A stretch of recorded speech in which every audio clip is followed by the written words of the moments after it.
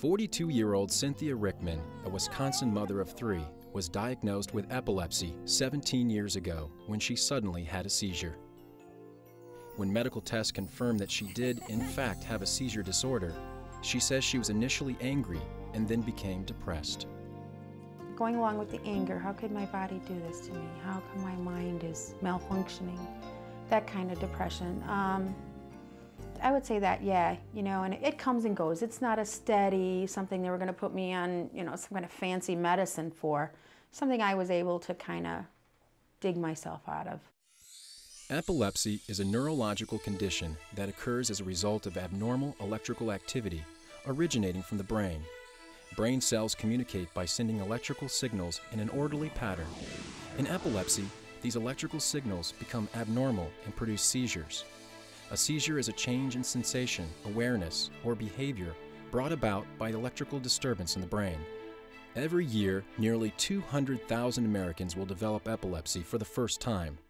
Although typically diagnosed in early childhood, new onset of epilepsy often appears later in life, in the elderly, and in women of reproductive age.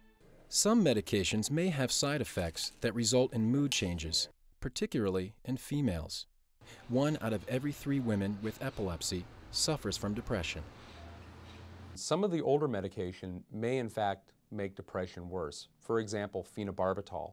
In a patient with depression, perhaps even a patient with a history of depression, phenobarbital may exacerbate that. Women with epilepsy face many distinct challenges. There are more than 1 million women and girls in the United States living with seizure disorders.